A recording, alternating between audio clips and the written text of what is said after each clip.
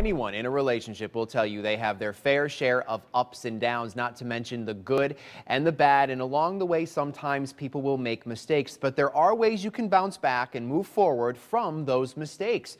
And joining us this morning is Dr. T. Charles Brantley. He's a relationship expert, and he's here to talk to us about thawing from our relationship mistakes. Thank you for being here. Thanks for having me back, How my friend. appropriate thawing this time of year. Yes. So before we get to the list of all of those ways people can thaw from their relationships, what are some of the biggest mistakes people make in their relationships?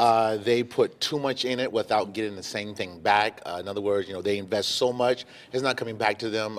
They rebuke the warning signs. He's coming home 5 o'clock. She's not answering her phone. I mean, all those warning signs, and then once it hits us, we're really mad at ourselves because we didn't do what we need to do. All right, so people need to pay attention to those things. Pay attention. And admit the truth. And admit the truth, and then as time goes on, because it's thawing. No, I'm not going to hit you. It's thawing time. That's all right. And now it's time to scrape off the old people and brush them off, and time to live again. All right, very good. So we're going to break down some of the bullet points that you have here.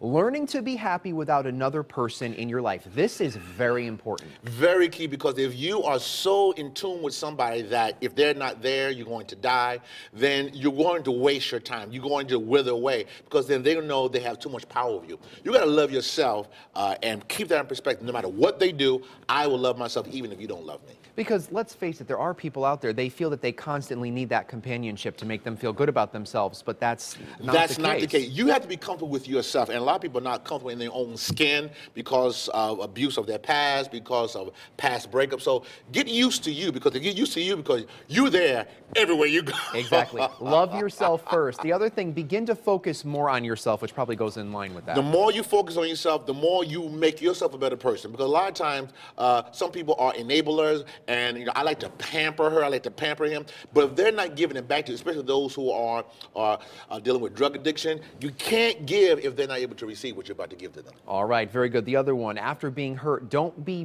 bitter, be better. This is powerful point, because you and I were a lovely glass of water when we were born, nice, clear, and then over time, bitter things happen to us, and so here comes the lemons in our life, and they make it bitter. This is all the bad stuff of the relationship going into that and they water. Squeeze, but after a while, you got to be wise and take some sugar and put it in there and circle it up real good, and then enjoy. I'm about to real good, okay?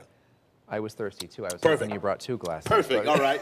Because that's what life is. It's taking the bad things of life, putting the sweet on it, and drinking it. All right, and that was a good analogy there. Thank you very much. I appreciate that. You always have the best props. Appreciate All right, so your loss was not a setback, but a set up to something better. So many times we think, oh my God, they're gone, they're not there anymore. No, it was a set. That person was really an anchor, and now that they're not there, wow, I really can enjoy myself. And a lot of times, I understand that God is really sometimes using that thing to get people out of the way so you can really enjoy yourself. I'm going to bring something up here. Please. If someone is feeling that way and they've lost somebody, they've broken up, and they feel like they can't go on, what's the point in which they should reach the threshold to say, maybe I need help because I'm not moving on from this person? Very good point. If you're becoming a stalker, and everywhere you're stalking going, we would not recommend stalking. No, it's really when you're so bitter that you can't sleep, you can't function, you lose out, and that's why you need to have the battery of life and recharge yourself. Get a new hairdo, get some new makeup, ladies.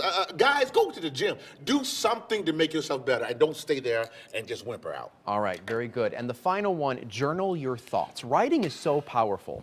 Writing, because what you're doing, you're getting those thoughts out. And if you leave those thoughts in, you become more bitter, more melancholy. But if you get those thoughts out of your system, then you're able to move to the next level in your life. Life is too short, and you should be enjoying life and be with the right person by your side. Enjoy, and hear me, if you're dating, look at my book, if you're dating already and it's hard, that's a good sign you need to jump ship, because if it's hard now in dating, it's going to be even worse when you get married. Exactly. Marriage is something everyone should take seriously.